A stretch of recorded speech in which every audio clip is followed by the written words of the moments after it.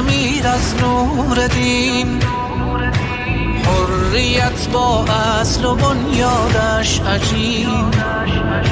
آمدن افرنگ و شرقیان ز دور، در پی انفال این ملت به زور.